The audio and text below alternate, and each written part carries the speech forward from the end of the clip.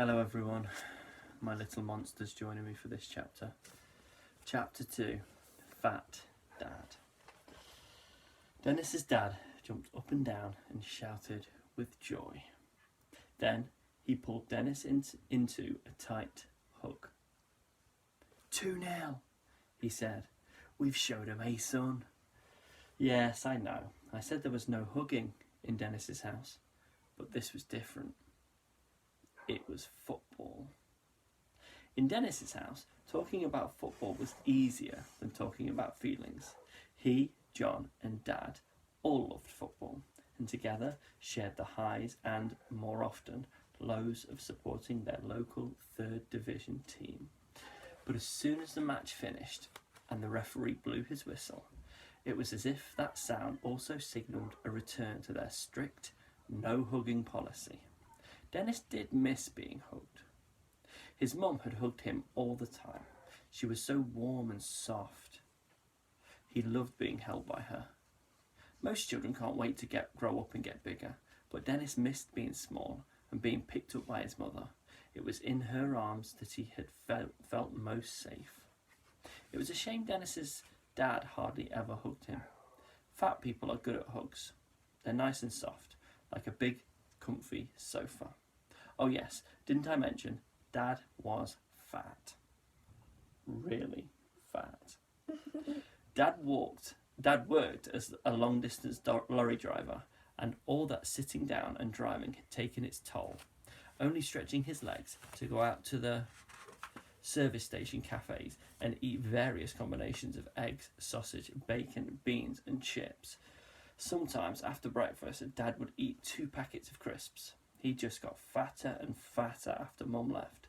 Dennis had seen a Trisha episode about a man called Barry who was so fat he couldn't wipe his own bum.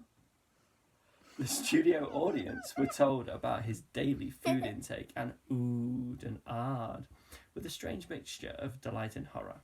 Then Trisha asked him, Barry, does the fact that you have to get your own mum and dad to wipe your underneath not make you want to lose weight? Trisha, I just love my food, was Barry's smirking reply. Trisha put it to Barry that he was comfort eating. Trisha was good with phrases like that. She had, after all, been through a lot of difficult times herself. Barry cried a bit at the end, and as soon as the credits rolled, Trisha smiled sadly and gave him a hug. Though it was hard for her to really get her arms around Barry, as he was the size of a small bungalow. Dennis wondered whether his dad was comfort eating too. Having one more sausage or slice of fried bread at breakfast too, in Trisha's words, fill the emptiness inside, but he didn't dare share the thought with his dad. Dad wasn't keen on Dennis watching the show anyway. He said, it's just for girls, that. Dennis dreamed of one day having his own Trisha episode with the title, My Brother's Farts Smell Well Bad, or My Dad Has a Chocolate Hobnob Problem. Dad ate a whole packet of the admittedly Moorish biscuits every day when he got home from work. So when Dennis, his dad and John played football, Dad would always go in goal because he was so fat. He liked it because it meant he didn't have to run around that much. The goal was an upturned bucket and an empty beer keg, a remnant from a long-forgotten barbecue they'd once had when Mum was still around. They didn't have barbecues anymore.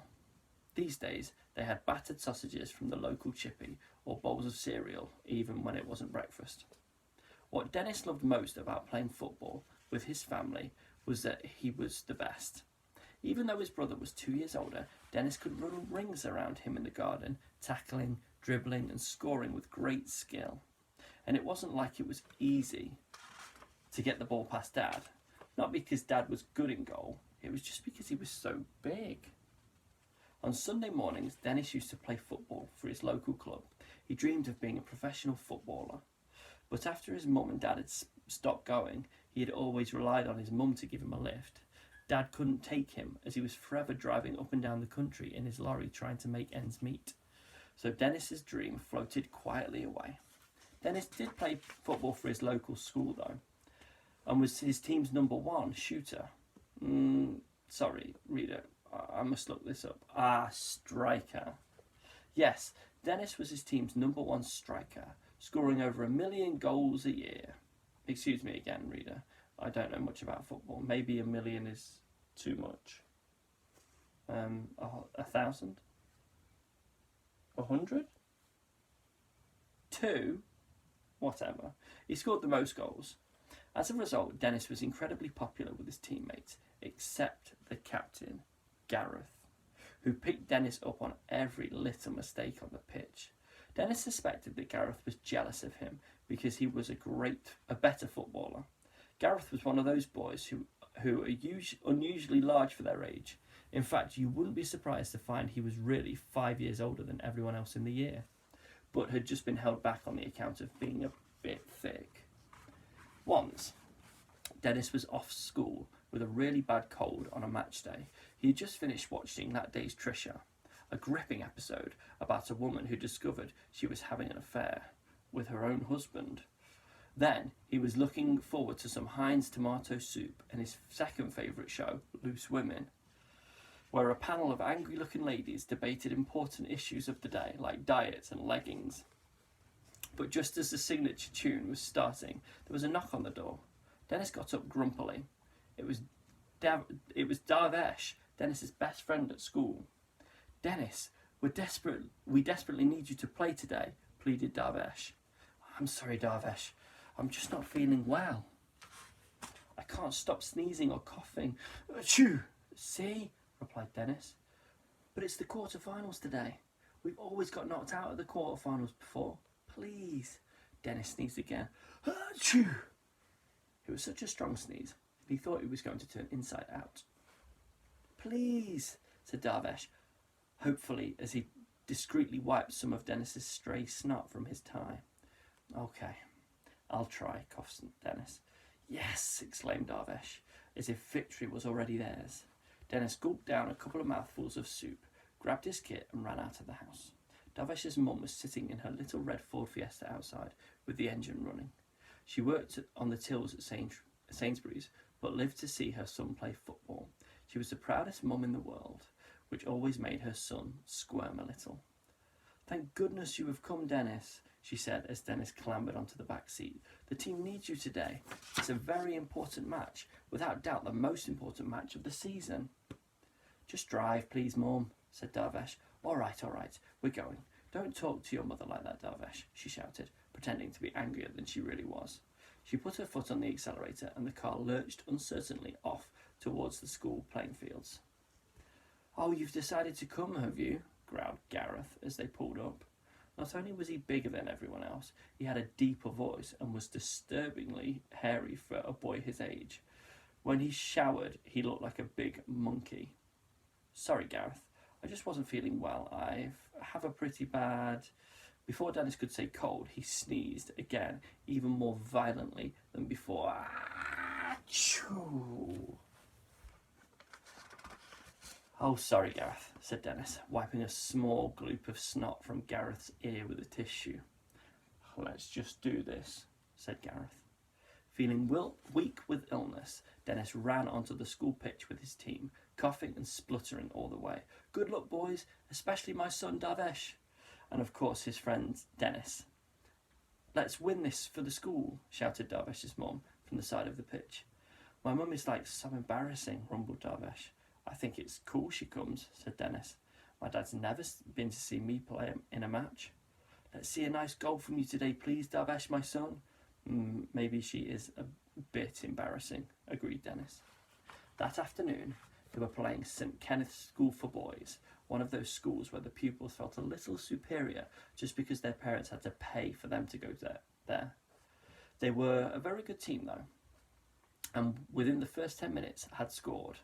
The pressure was immediately on, and Darvesh stole the ball off a boy who looked twice his size and passed it to Dennis. "Lovely tackle, Darvesh, my son," shouted Darvesh's mum. The thrill of possessing the ball made Dennis forget his cold for a moment, and he weaved his way through the defence and approached the goalkeeper, a luxuriant-haired boy sporting brand-new kit, who was probably called Oscar or Tobias or something. All of a sudden, they were face to face, and Dennis sneezed again, uncontrollably. Achoo! The snot exploded onto the goalie's face, blinding him for a moment, and all Dennis needed to do was tap the ball past the line. Foul, shouted the goalkeeper, but the referee allowed it. It was a foul, but not technically a foul. I'm sorry about that, said Dennis. He really hadn't meant to do that. Don't worry, I have a tissue, exclaimed Darvesh's mum. I always carry a packet with me. She hurtled onto the pitch, hitching up her sari to avoid the mud, and ran up to the goalie. There you go, posh boy, she said, handing him the tissue. Darvesh rolled his eyes as his mother's one-woman pitch invasion. The goalie tearfully wiped Dennis's mucus from his floppy hair. Personally, I think St. Kenneth doesn't stand a chance, she added. Mom, shouted Darvesh. Sorry, play on. 4 goals later, 1 from Dennis, 1 from Gareth, 1 from Darvesh, and 1 accidentally deflected from Darvesh's mum, and the game was won. You are through to the semi-final, boys. I can't wait, exclaimed Darvesh's mum as she drove the boys home, beeping out tunes on the Ford Fiesta's horn in celebration. For her, it was as if England had won the World Cup. Oh, please don't come, Mum, I beg you. Not if you're going to do that again. How dare you, Darvesh? You know I wouldn't miss the game for all the world. Oh, you make me so proud. Darvesh and Dennis looked at each other and smiled. For a moment, their victory on the pitch had made them feel like they owned the universe. Even Dad raised a smile when Dennis told him about his team. When Dennis told him that his team was through to the semi-finals. But Dad wasn't going to stay happy for long.